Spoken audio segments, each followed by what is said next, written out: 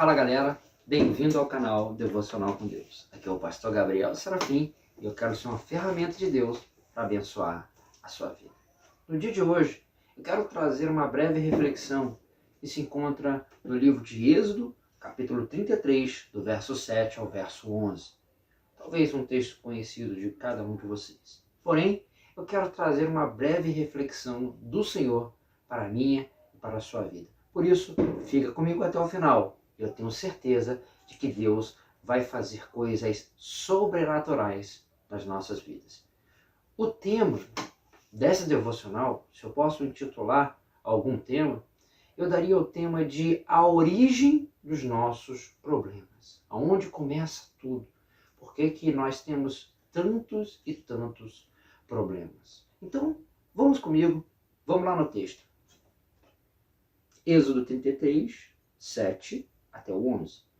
E tomou Moisés a tenda e estendeu para si fora do arraial, desviada longe do arraial, e chamou a tenda de congregação.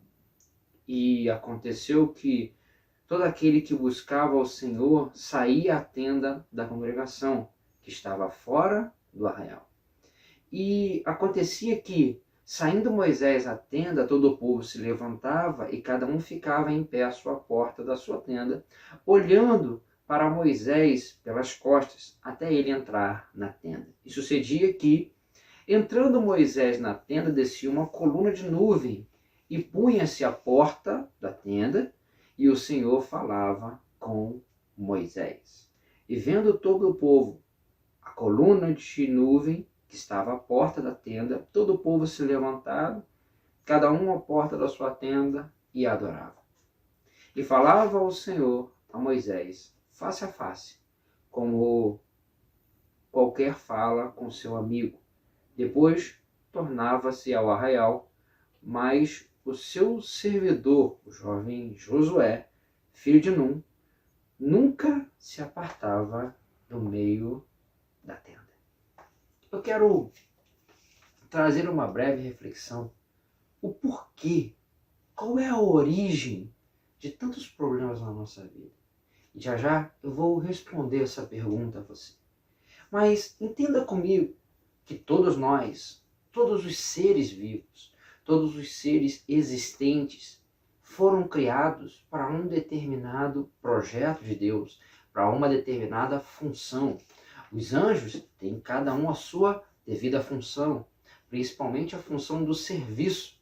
E quando o anjo está exercendo a função do serviço, ele tem na sua vida, se eu posso explicar de uma maneira mais simples, ele tem na sua vida um completo sucesso do seu ser. Então, aquilo que ele realmente foi projetado para fazer, ele faz com louvor. A mesma coisa os animais, a mesma coisa com os seres viventes do nosso planeta. Cada um tem a sua devida função e cada um tem o seu devido papel estruturado e instituído por Deus. Quando um desses papéis falta, ou quando um desses papéis não é bem executado, aquele ser ele não consegue completamente o sucesso da sua existência. E aí começam os problemas. Posso dar um exemplo para você aqui? Talvez vamos botar assim, um peixe fora da água, ele consegue sobreviver, talvez por algum tempo ele consiga, mas ele não foi projetado para viver fora da água.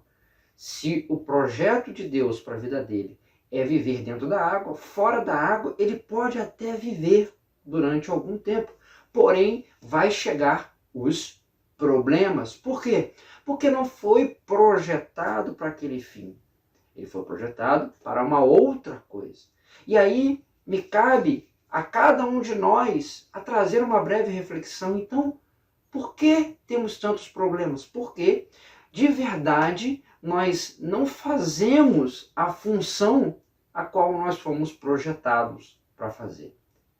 Esse é o grande problema. Fomos projetados por Deus para uma função nas nossas vidas e não executamos essa função. Os animais têm cada um a sua função. Aliás, no livro de Gênesis diz que os animais serviriam para o nosso serviço, para que nós pudéssemos o dominar e dominar sobre toda a terra, sobre todo o animal e sobre todo o ser vivente. Então me faz pensar que os animais eles contribuem entre eles para uma função e principalmente contribuem para nós, de alguma forma, também alguma função. E exercendo essa função, eu posso dizer, eles tiveram sucesso. Os anjos, exercendo as funções que eles foram projetados, ou que eles foram criados, eles são anjos com sucesso, né? E isso também é nas nossas vidas. O grande problema é que nós quebramos nas nossas vidas o principal fato pelo qual nós fomos projetados. Meu querido, muitas pessoas pensam e falam isso. Eu fui projetado por Deus para louvar a Deus. Você não foi projetado por Deus para louvar a Deus, porque o louvor a Deus já existia antes da sua existência. Você muitas vezes pode pensar, mas eu fui projetado para servir a Deus. Deus já tem anjos ao seu serviço. Talvez você esteja você esteja pensando, então, para que eu fui projetado? Você foi projetado por Deus.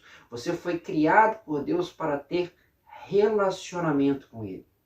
Deus, quando Ele coloca Adão no jardim, Ele diz, você pode dominar sobre tudo, você pode fazer aqui a sua morada. As coisas vão crescer, não vai precisar trabalhar, não vai precisar fazer nada. Qual é a função que Deus dá para ele? Nenhuma, a não ser dominar sobre os seres viventes, colocar nomes sobre cada um deles, que no mundo judaico isso tem um sentido poderoso, porque o nome, quando você conhece o nome de alguém, representa domínio sobre aquela pessoa, tem um vínculo com aquela pessoa e representa algum domínio sobre isso. Inclusive, na Bíblia, é por conta disso que o nome de Deus não é revelado, inclusive, a Moisés. Tá? Por quê? Porque na comunidade judaica o nome tem um sentido para aqueles que conhecem o seu nome. Então, para a gente entender, a Deus ninguém pode ter domínio. Então, o nome de Deus, naquela ocasião, ele fala, diga que o eu sou e enviou.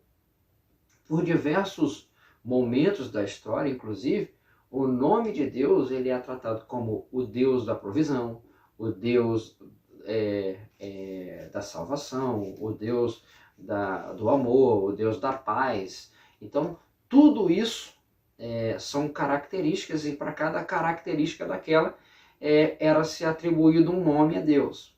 Mas, de verdade, o nome de Deus não é revelado dentro do mundo judaico, na Bíblia, por conta disso.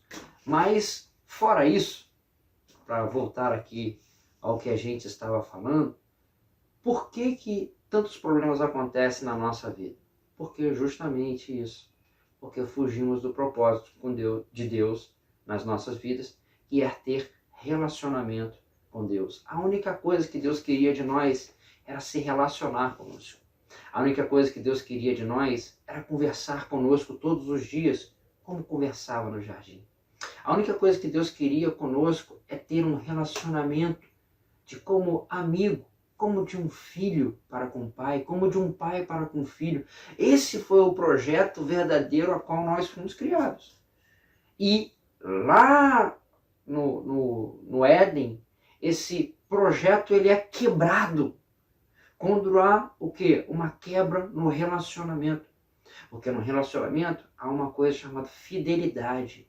E a fidelidade do homem para com Deus foi quebrada.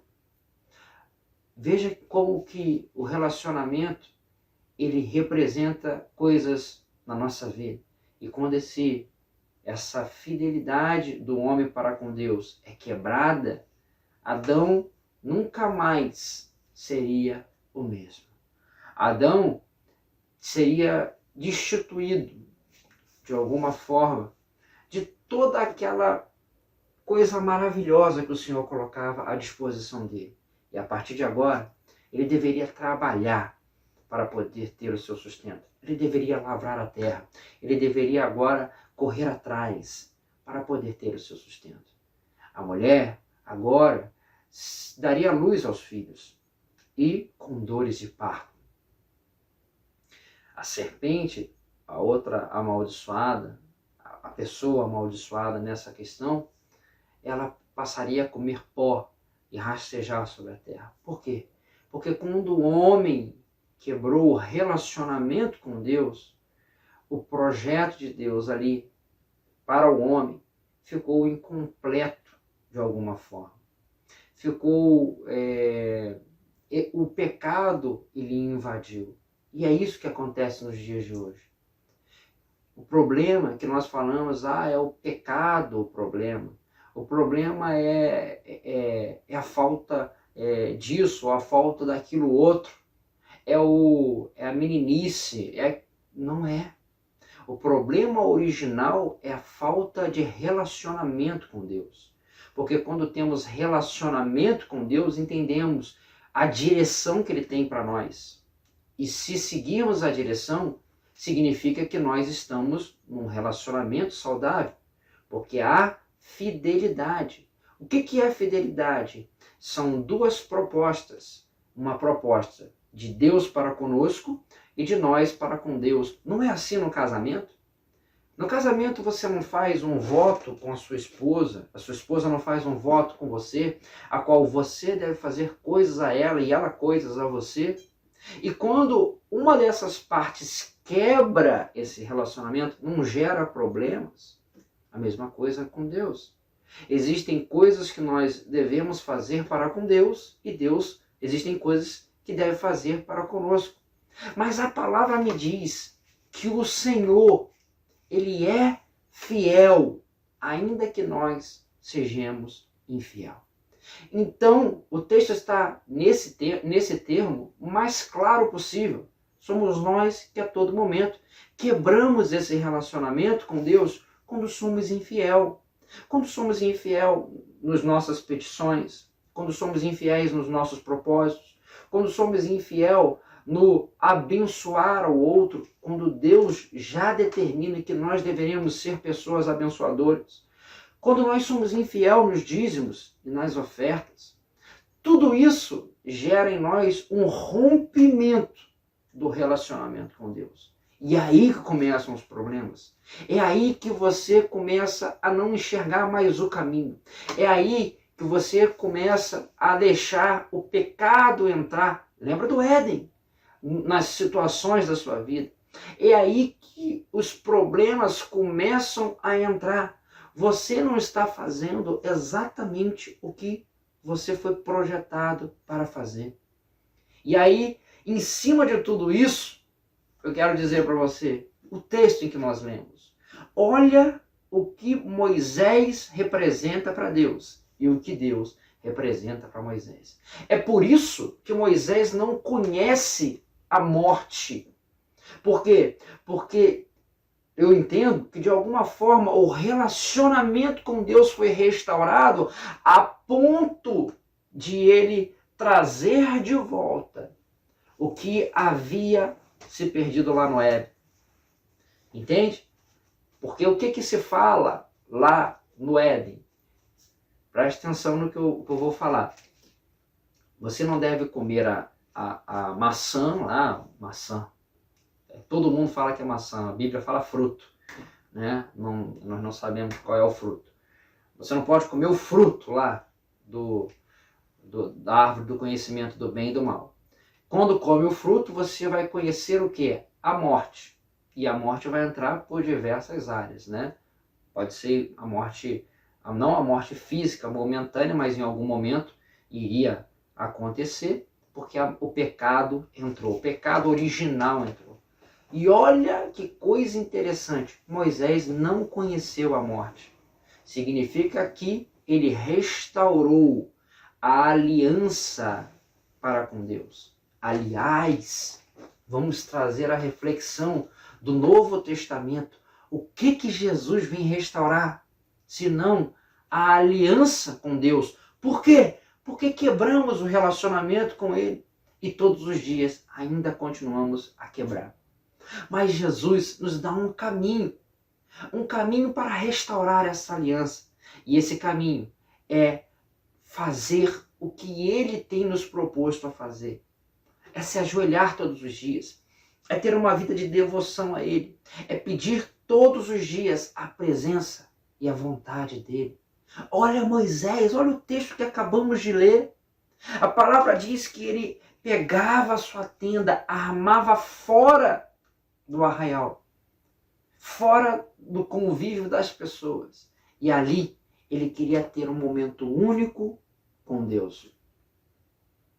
E quando ele tinha esse momento com Deus, a palavra de Deus diz que ele clamava, Deus vinha, ficava, selava ali a porta com a nuvem, e o Senhor falava com ele como a quem fala um amigo.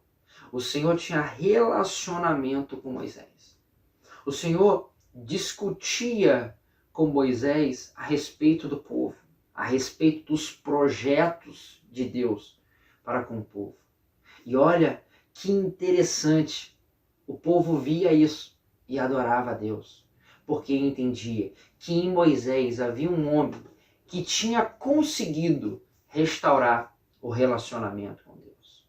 O projeto principal deste site, deste canal, é tentar de todas as formas que você crie um hábito de ter momentos com Deus todos os dias e que o busque todos os dias. Para quê? Para que em algum momento da sua história seja restaurado esse projeto, esse relacionamento seu para com Deus. E aí, quando esse relacionamento ser restaurado, meu querido, o pecado já não vai ser um problema. Por quê? Porque apesar de sermos pecadores, se conhecemos a Jesus, se amamos a Jesus, vamos nos desviar do pecado cada vez mais. Vamos evitar pecar cada vez mais. E se pecarmos, teremos sempre um coração arrependido para se arrepender, pedir perdão e voltar ao caminho da perfeição. E aí eu quero dizer para você, esta restauração de aliança, essa restauração de relacionamento, Deus quer ter comigo e com você nesse dia. Deus quer que você e eu passemos a o buscar como Moisés. Meu querido, saia do meio em que você vive e se resguarde. Feche a porta do seu quarto.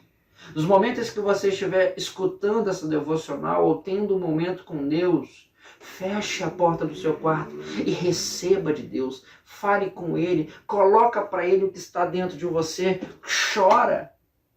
Tenha relacionamento, Ele é seu amigo, Ele é o seu pai. Foi para isso que você foi projetado, meu querido. Aliás, se você prestar bastante atenção em Jesus, você vai ver que é isso que acontece o tempo todo.